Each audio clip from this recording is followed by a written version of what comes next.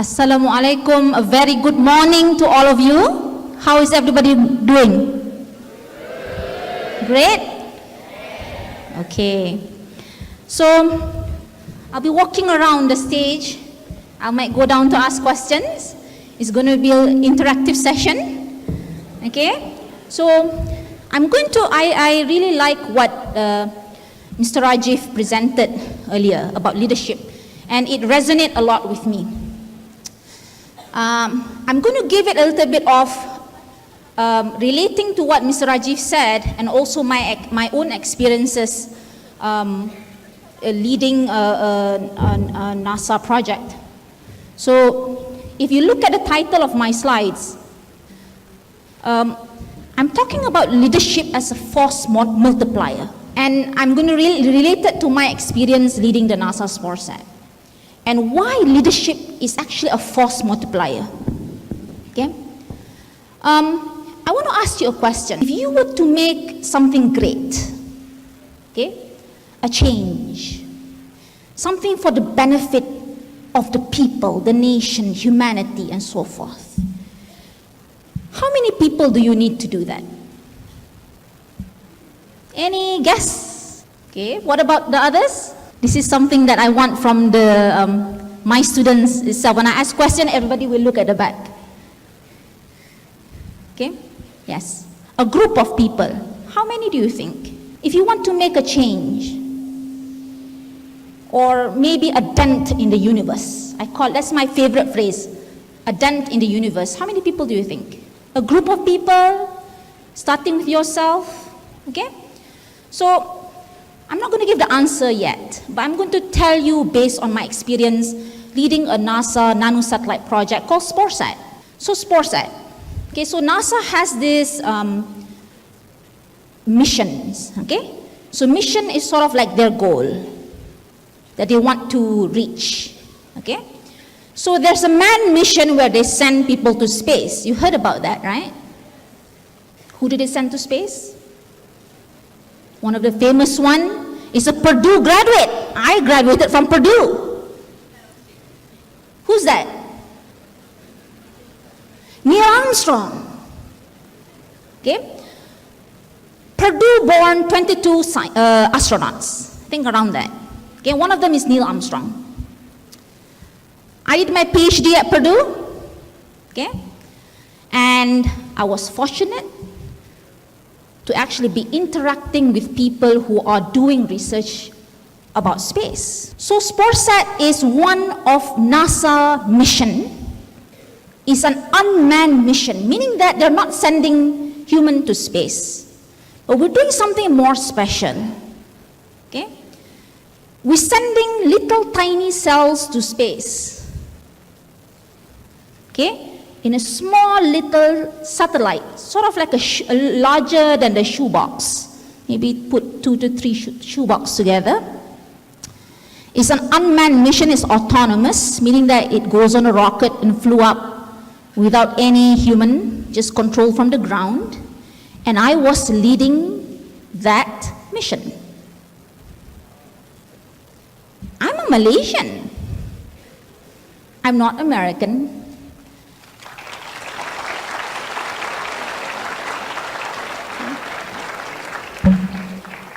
I don't grow up like a lot of the chief technologists at NASA who grew up knowing the space race between the Americans and the Russians.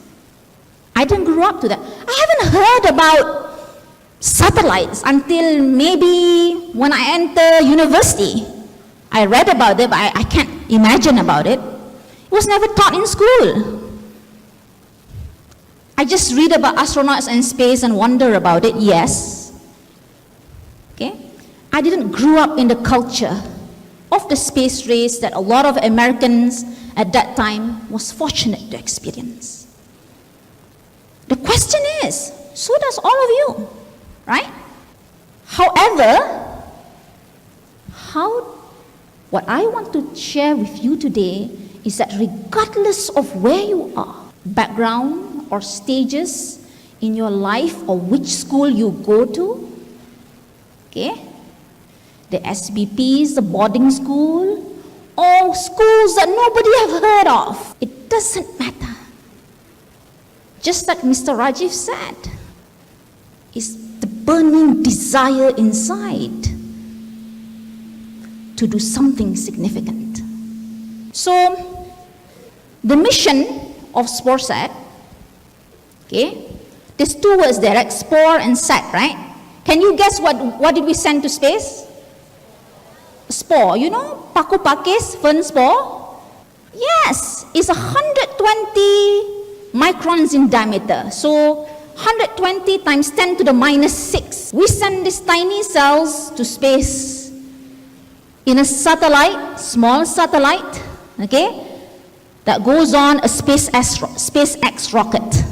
At that time, it was the first time that NASA actually used a SpaceX rocket to launch the nanosatellite to space. You heard about SpaceX, do you? You heard about Elon Musk, right? Okay. So, I witnessed the launch of the rocket of my own satellite. However, how did I manage to do that? Okay. I was at Purdue University. So a lot of journalists got that wrong. They said I was a NASA scientist. I can't be employed by NASA. I'm not an American citizen at that time. I'm a Malaysian. So I have a burning desire to work with NASA because it's a very talent magnet organization. Okay? I said, how do I do this? So the key is to work with professors during my studies that has a keen interest in space.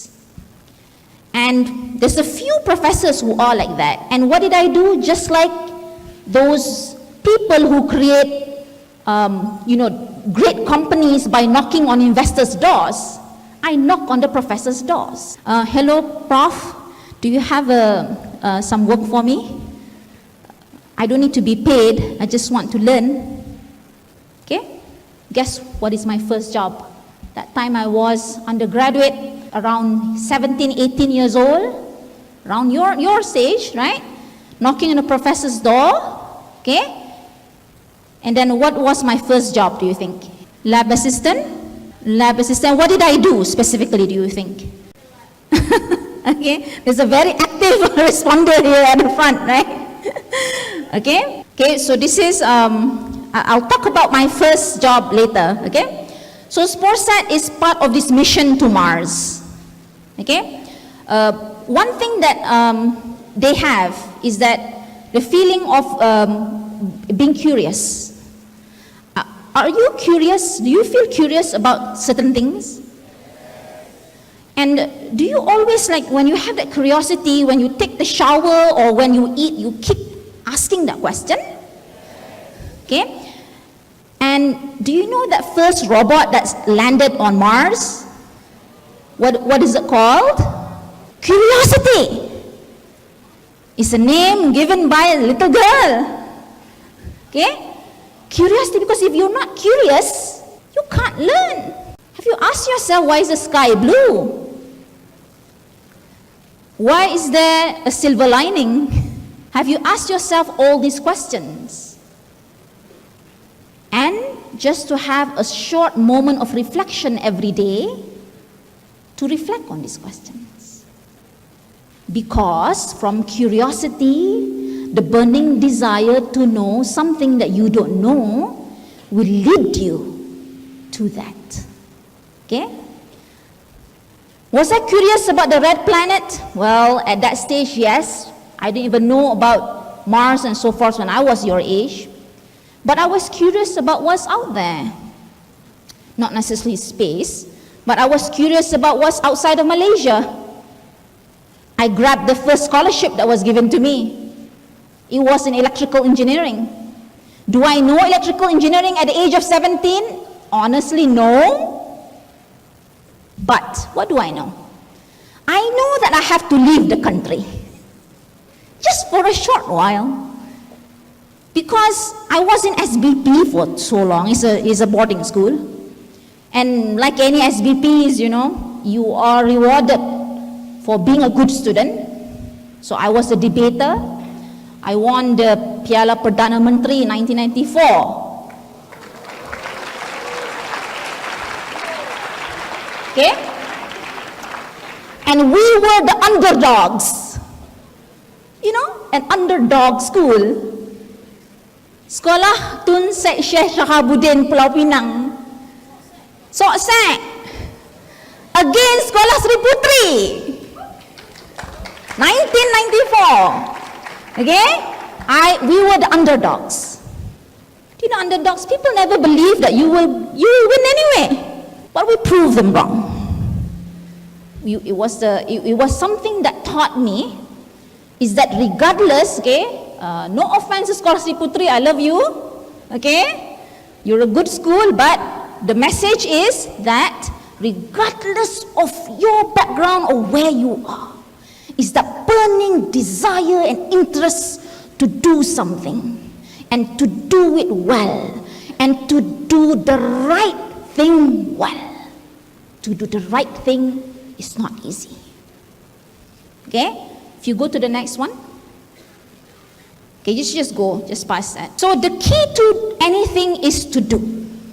And to do it extremely well. And I'm going to go back to my first job story. Okay? And why do I believe in this? Because as a leader, again, to reiterate, it's not having the titles, okay, titles. It's not having the position. It's not having the qualifications. It's actually what you do. If you just say, right, here's the thing. What matters, right, it's not what you say, you know. What Dr. Amani says is the next thing what I'm going to do. You must do it, okay? Anything, just like Master Yoda said, right? Do or do not. There is no try. Okay, who's a Star Wars fan here? Yeah, great. I have many Star Wars fans. Dr. Amani is a Star Wars fan. My first sci-fi book is The Foundation, Isaac Asimov.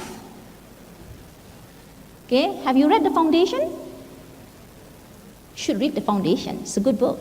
So the key to anything is to do it extremely well. The second one is, I believe in working hard, right? You all work hard to get A's, correct? I'm not saying that you need to be lazy because you're already smart and you're lazy, no. The hard work puts you where the good luck can find you. Willing to do more than what you are paid for. I've often listened to people saying, I'm only paid to work 8 to 5. My salary pays me to work only from 8 to 5. Why should I work during after hours or the weekend? And when I hear people say like this, I think the person needs to be passionate about the things they do.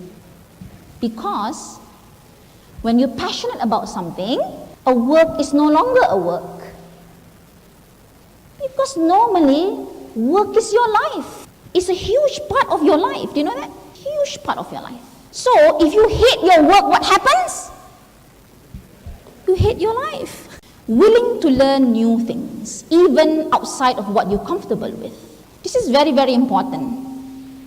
Because a lot of times, when we've never tried things before, we always feel uncomfortable, is it?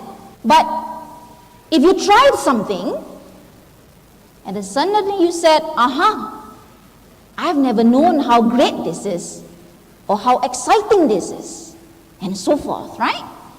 So always explore, especially at your stage. Do not settle. Do you not settle? Oh, this is it. This is the ultimate thing. I'm not going to look at anything else. This is it, right?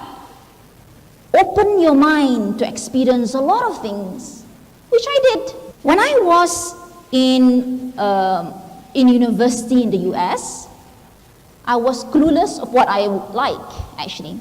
When I was in the SBPs, the Sekolah Asrama Penuh, I was a good orator, public speaker. I thought I want to be a lawyer. And then I was good in science, so I thought I want to be a gynecologist.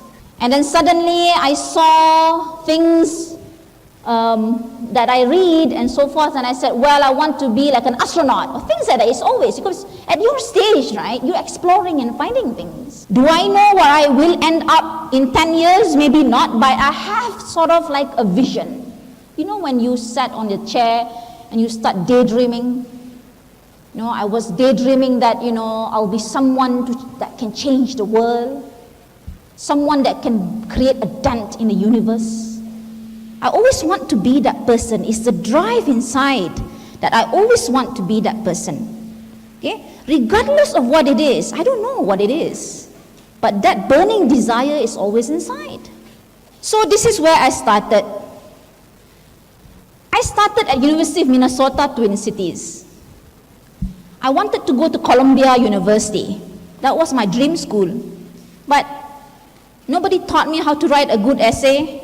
I didn't know that American kids put their pictures with the volunteers' work to sell themselves. I don't know how to sell myself. In my school, I was not taught that or have any experience. I wrote an essay that might not be that impressive, although my SAT scores were good. But my essay, when I read back, right, is so funny, okay, so cliche. There's nothing interesting about it. So anyway, I was heartbroken I didn't get into Columbia, which is my dream school, okay. But anyway, I end up in University of Minnesota. It is near Canada. It's really, really very cold. Do you see that picture down there? That was me, 17 years old, first arrived at University of Minnesota.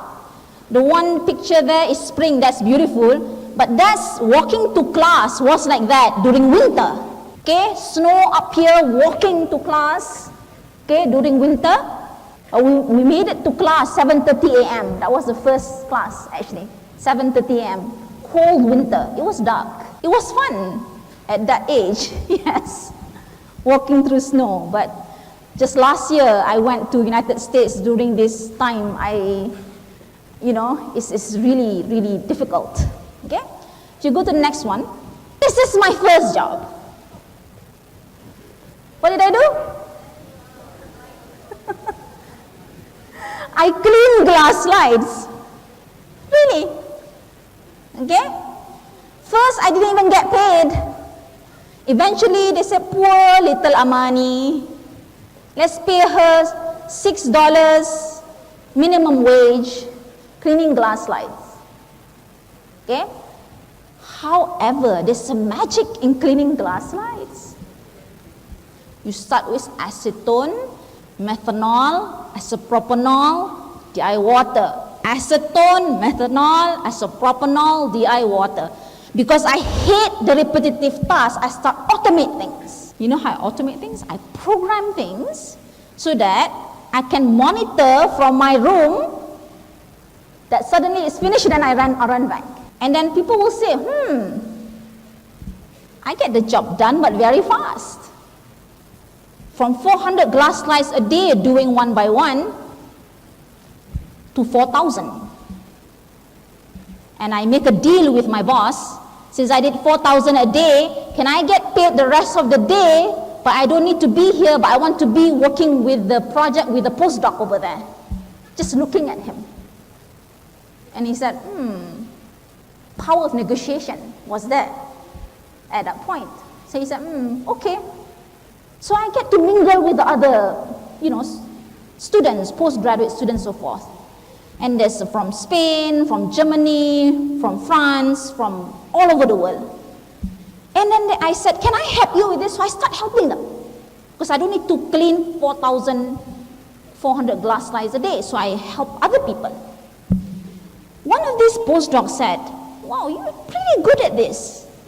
Very meticulous, you can do the job better than me. I'm going to talk to the professor so that you can have your own project. Yay! From cleaning glass slides. Right? Which people will say, I'm not going to do that job. It's boring. Right? Get paid what? Pennies and $6 was a lot for me. I can eat, at Subway. Okay? But I took it anyway, and from that, it leads me to endless opportunities. I got into this. This is called the clean room. This is where the microprocessors in your computers are made. And to enter into this clean room, the professor has to pay $1,000 for entrance fee. a month. Only the selected few can work in these laboratories. And I get to work in it during undergraduate years because I helped them to clean glass slides very well. So I got into here. It's a very tough job, but you know, this is my advice to all of you. When you are at your youth, which can never be bought, right? I can't change myself to when I was your age. Yeah? Healthy, youthful, a lot of energy. Do as much as you can. Explore. Because every day, there's always a wish that I have the energy of the youth. And this is why I love being with all of you, because you give me energy of your youthfulness to me. This is, I love being with the students and the youth, because of the energy that you give to someone like me. So when you are at that stage, what do? You work very hard. You put your best foot forward. Okay? You don't take things for granted. Okay? You might say, oh, studying for SPM, very difficult, you know. Okay? But guess what? I can't, if you ask me to do SPM right now at my age, I can't do SPM anymore. Really. It's rigorous, a lot of discipline and hard work. You ask your teachers, can they do SPM again? Tell them to take an exam right beside you. We can't do half as well as you. Really. Okay? Because this is a stage, each stage you have to prove yourself. Okay? Then I got a ticket to Purdue University. This is where I did my PhD. Okay? The professor who I work in the lab recommended me to get a full scholarship to Purdue University. Can you get a full scholarship to other schools? Yes, try. And this is the time, what you do now is to prove yourself, correct? So I went to Purdue University. I graduated. Okay, that's my appearance. When I did my PhD, I failed a lot. There's a qualifying exam to enter the PhD program. I failed the first time, just so you know. Okay? And you only have 2 chances. If you fail the second one, you cannot enter the PhD program. Okay, there's a lot of failures. You know, you start missing your family, and so forth. But I'm not going to tell you my PhD story. Why? Because I think everybody has their own PhD story. So I'm not going to tell about that. But I'm just going to tell you I graduated. And I'm happy that I graduated. Okay? If you go to the next one, next slide. And after I graduated, it is when things happened. In terms of NASA and space. Did you see me there? Which one? And number 2, right? Easy to spot. Okay? So, one professor, he's a space geek. Okay? He's the second from the last. Okay? He is actually a space geek. Meaning that he grew up learning about everything about space. He just loves space. Okay? And he was actually in my PhD committee. So when you're doing your PhD, there's people who evaluate you, right? And he was looking at my work since I started my PhD till the end. So he said to me, would you like to work in some of the space work that I do? And I said, I didn't hesitate because I was curious. I said, yes. And he said, okay, come over. So I went and explored his laboratories at that time. Okay, see if the slides turn. So in this laboratory, okay, we work a lot with biology and space. Okay, so that time it was the first NASA interest to send something biological to space in a small satellite. Okay, which is called a nanosatellite. And that is when the professor worked with a fern spore. Okay, so from here, I was given the task to develop little sensors, which I want to show you the picture, if they can turn on the slide. So the little sensors, okay, that we develop in the laboratories, will be sent to, will be put in a small satellite that we'll be sending to space. Okay? So my group was responsible to develop these tiny, tiny little sensors. Okay? And it's hard for you to imagine how the sensors look like when this, you can't see the figures at this stage, but I think they will be up soon. Is that these little sensors were supposed to measure, okay, the ions that came out from these little spores. Okay, so what do we try to answer from this? Okay, the question that we want to answer is this. Okay, if you stand up, right, just like me, how do you know that this is down and this is up? How do you have that sense of direction? Can I hear? Gravity, right? So you know that there's a gravity pointing downwards always, right? Okay, so what if, okay, imagine, okay, in microgravity or in space, okay, you will have less of that force pointing downwards. So the question that we have working in this NASA nanosatellite project was, how do our body sense gravity? Okay? And you can't send a human to space to do that because it is expensive to send a manned mission. Okay? But you can send, for example, a tiny little cell to space, correct? So that these cells can answer you some questions that maybe before you send a man to the space, right?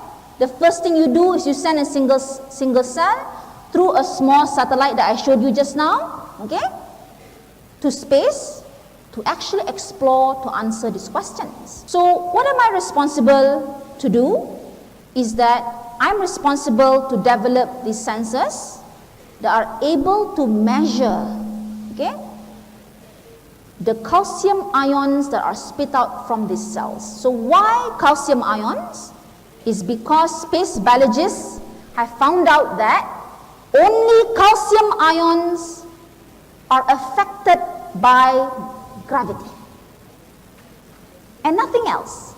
Sodium is not, potassium is not, other ions is not, and they found out that only calcium ions are affected by the microgravity. It's interesting, isn't it? Why calcium ions? So from that curiosity, okay, we put these tiny, tiny little spores in tiny wells of a sensor, okay, put it in a satellite and launch it to space. What does the sensor do? The sensor managed to measure, for example, at a certain gravity level, the calcium ion starts coming out from the cells. At certain gravity levels, the calcium ion didn't come out, meaning that the channels around those cells are shut down. Isn't that interesting? It's like magic almost for me, you know. But for a scientist, we always want to find out the answers to this phenomenon that we see every day in the laboratories. Okay? So what did I do? Leading this SporeSat project requires me to interact with the NASA scientists and engineers. Okay? And I want to reiterate that, okay, at that time, I was not a professor. I was just a researcher, okay, which was entrusted to lead these projects because you know why? Because, why do you think I'm interested to do this project? I don't have a professor title. Curious, what else? Desire to do it, and I guess, I tell you why I get to lead. It's funny actually. Funny, interesting at the same time. Okay? I can stand to work in the lab 16 hours a day. Not many can. I did because I love it. Don't pity me. Okay? We have sleeping bags in the lab, and we said, they say, someone to lead this project to put the satellite together in a critical manned mission, okay, requires that, okay, you are able to work in a highly stressed environment efficiently. Okay?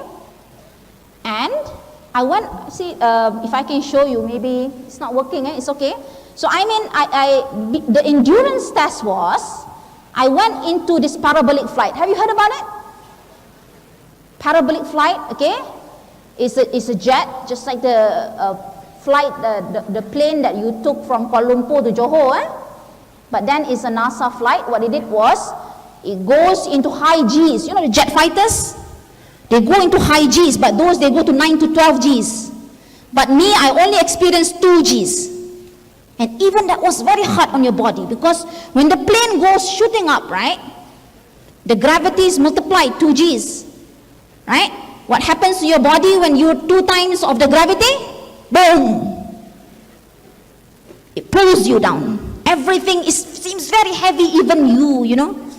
That time I was kecil, small, like this one, you know, very young, very light, but you feel so heavy and you fell. And then that 30 seconds on top, right? Suddenly you become light. Okay? And it's not 0 gravity, it's 0.00 something. So I call it microgravity. Even in space, I'm going to correct a concept. A lot of school teachers, they will say this thing, oh, there's 0 gravity in space. No. There's microgravity in space, because if there's no gravity, what happens? Things just go out of whack, right? Out of order. Okay, so there is gravity in space, but very tiny in relatively to the Earth gravity. Okay?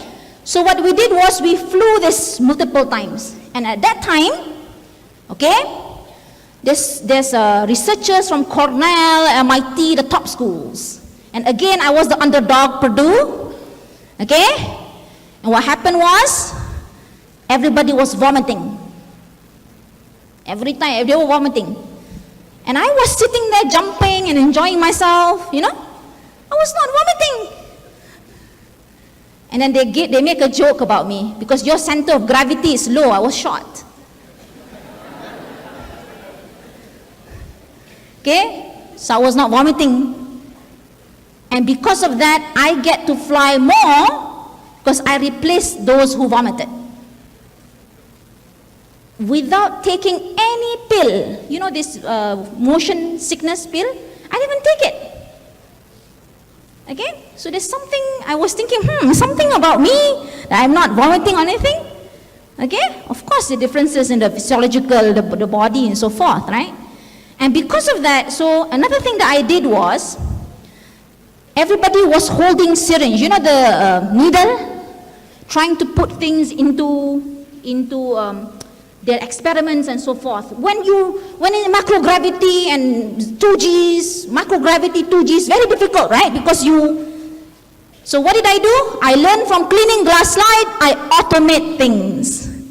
I play the PlayStation. Who plays PlayStation? Maybe not at this stage. Who plays PlayStation?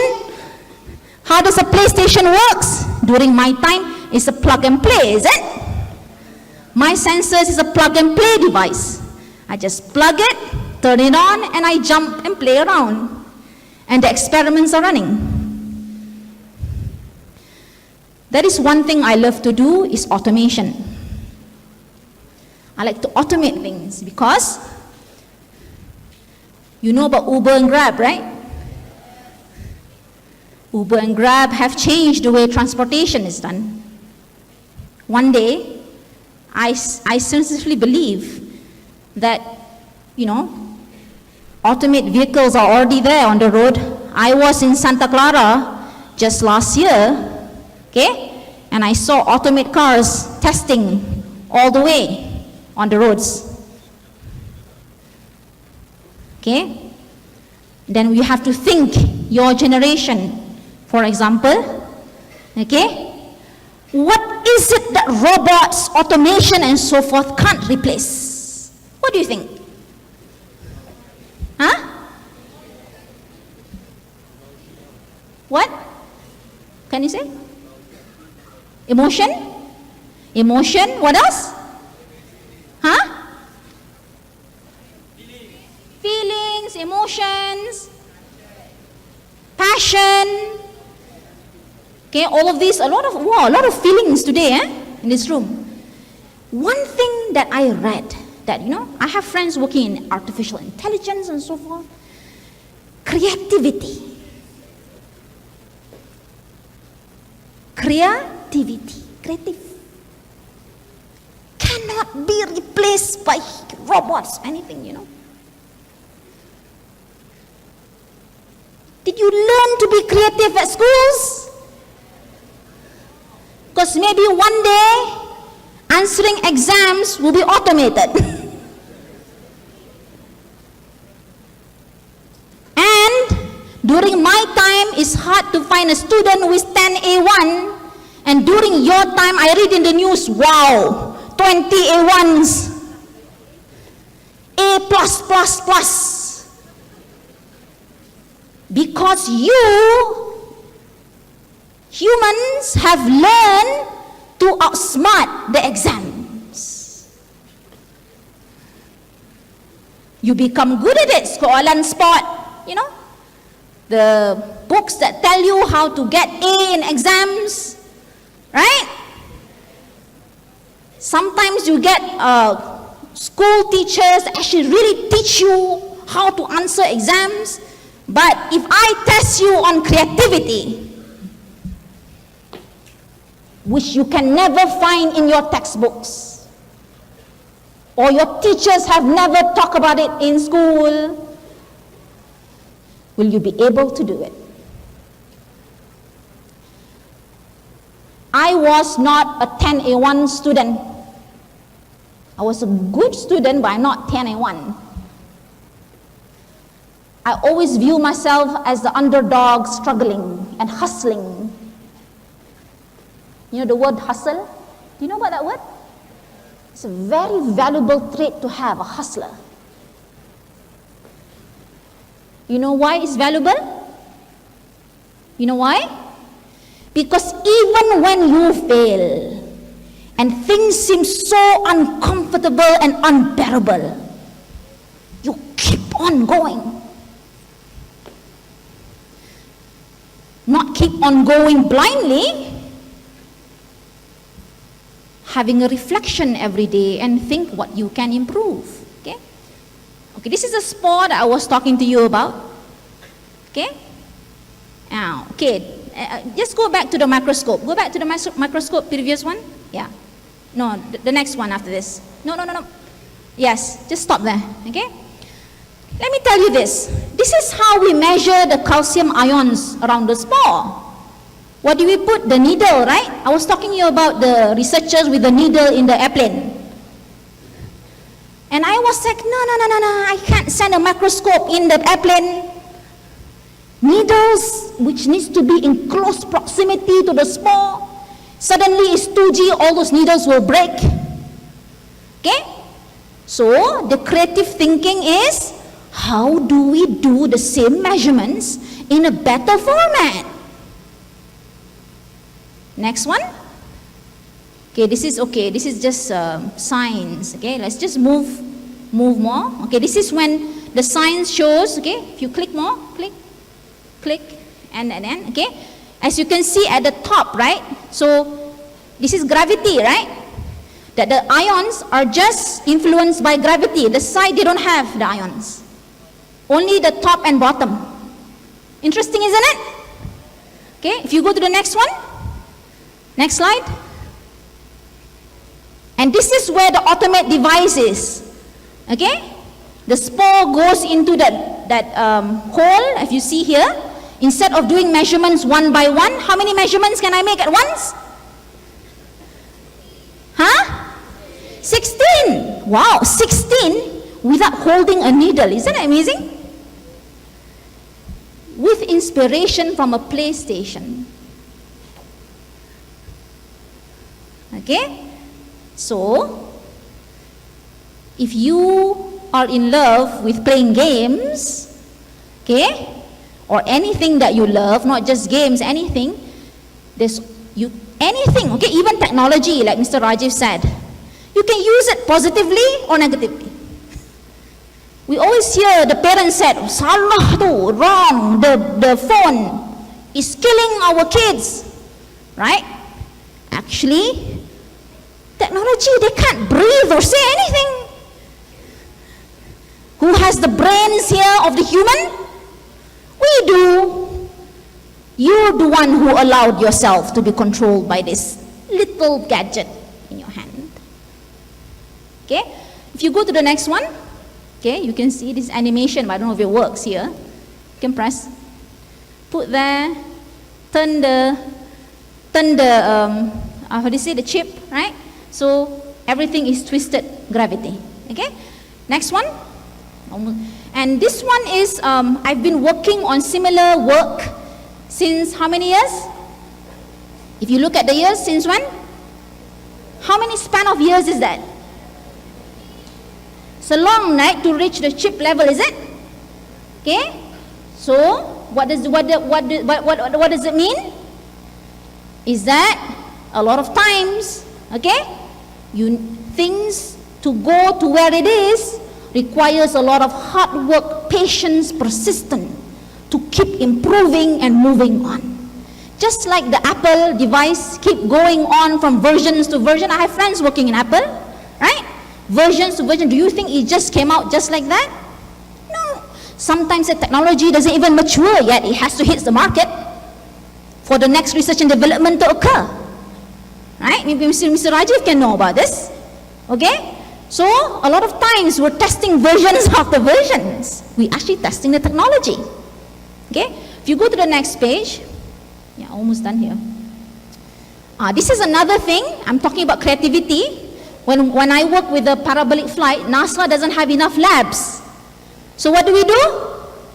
We convert a hotel space into a lab. And people were looking at us like this. Okay, what are you doing inside there? Okay, if you go to the next one. This is me, microgravity. Okay, as you can see, at the back there, the blue, the one in the blue, those are NASA astronauts, trained astronauts. So they wear the blue. This is my specialized flight jacket.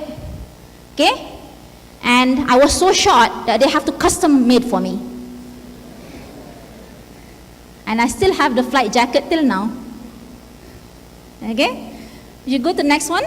Okay, this is my team, my small team. Okay, and this is where they keep the parabolic flight, the big the jets. Okay, so this is where we set up the experiments and so forth. Okay, very diverse team. Pedro, he's from Colombia, and Kachi, he's from Nigeria. Okay, so you can see that we're not just one type, we're all different. Okay, if you go to the next one. And this is me. I want to ask you, where does leadership takes place in NASA mission, do you think? Which location? What is this? A control room. Do you know that a lot of leadership takes place in a control room? Decisions made every time in a control room. And this is a famous control room for what, do you think? Huh? What mission? Huh? What mission do you think? Start with letter A. Apollo what? Huh? 11, 13? Read back about this. Apollo is correct, but go back, because I want you to go back and read about it. I don't want to give you all the answers. This is a famous control room for the landing of man on the moon. Okay? Go to the next page. And of course, my favorite astronauts and Purdue alumni. Okay? If you go to the next one. And because of this automation I made, of course, it's nice to have, I'm going to talk a bit about awards, but I won this award because of the automation work I did. Okay? As a young researcher, I was the first Malaysian to have this award. Okay? And I'm going to tell you about awards. There's a lot of people who do great work that they do not receive awards. I'm going to finish that with that, because I don't want you to be thinking that, awards is everything. There's a lot of meaningful things that a lot of my colleagues and friends and peers have done that they do not win awards, but what do they win? They win satisfaction. that they make a great change to people. Award is good, yes, people recognize you, but award is not everything. There's a lot of things I do right now, I don't receive any awards. It's fine, I feel happy doing it. Okay, that should be the attitude. Okay, if you go to the next one, and this is my team. Okay, the short one at in the front, who is it? That's me. Okay, my favorite person, I'm just going to tell you, the person in the blue on the most right from my side here. Okay, his name is Tony. Okay, he's a Stanford professor. He's a chief technologist of NASA. He led more than 30 NASA projects successfully. He's a chemist plus engineer plus biologist plus a lot of other things. Okay, he is my life mentor in a lot of things I do, because one thing that I really learned from him, you know what?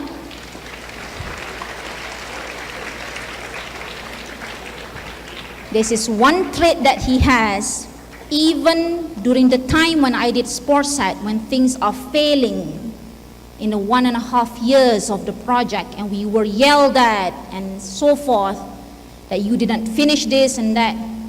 He is the calmest, positive person. And I learn leadership through this person who's humble and calm, problem solver, going to the ground and meet us, who doesn't need title or recognition of his work, but the success of the team is his success and his happiness.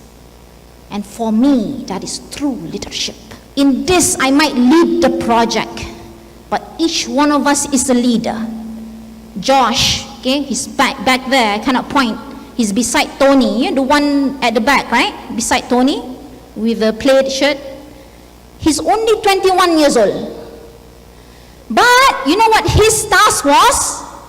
He has to maintain the satellite at plus minus 2 degrees Celsius. That is very hard to do, because the biology will die if it goes beyond or below this temperature. And he's only 21 years old, and he has hold accountability of that magnitude. And guess what? When the mission was launched, the satellite was launched, he managed to do it plus minus 1 degree Celsius.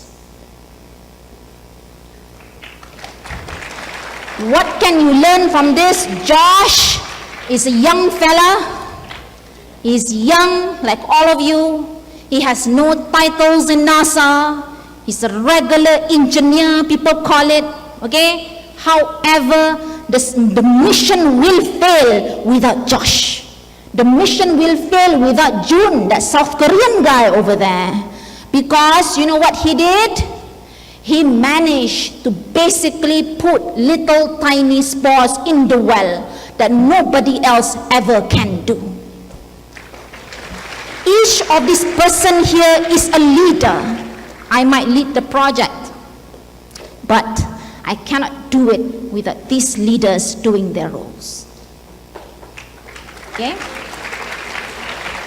If you go to the next page, I'm almost done.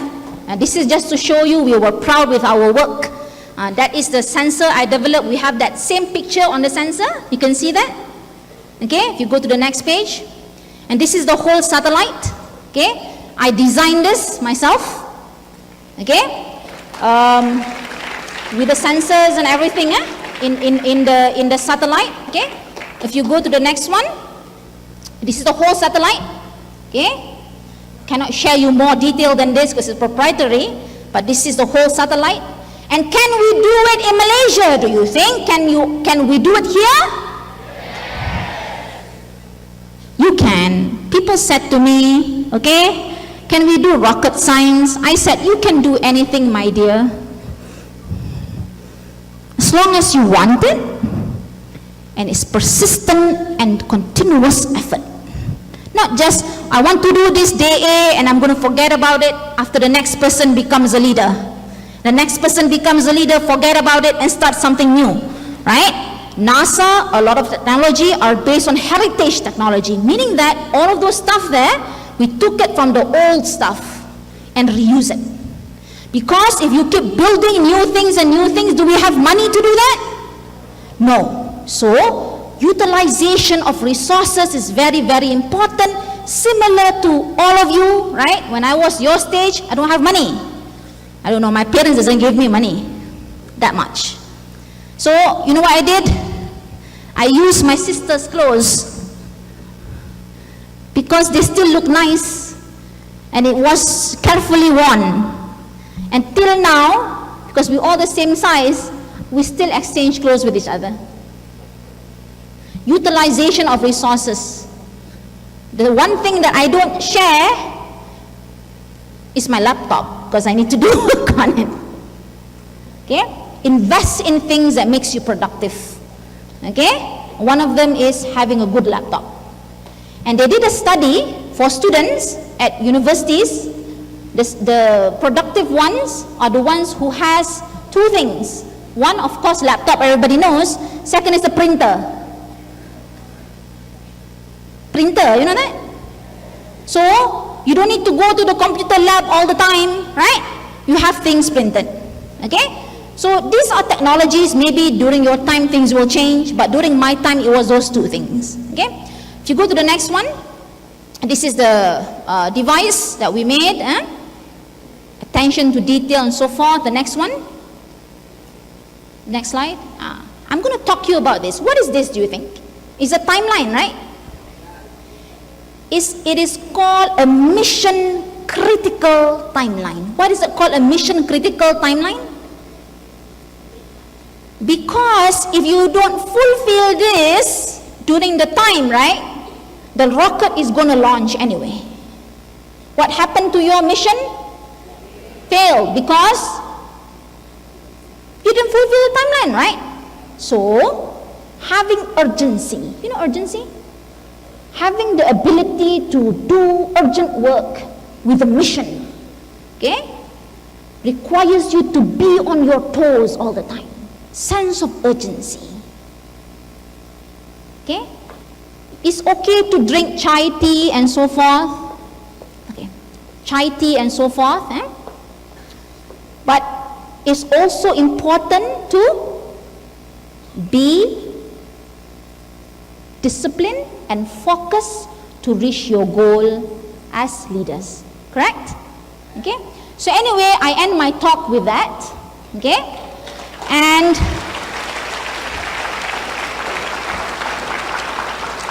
if you have any questions, okay, about the SportSat mission, you can always Google SportSat. Okay? You can Google my name. I'm all on the internet. Okay? If you want to reach me, you can also reach me via Facebook or via my Twitter, which you can find on the internet. Thank you.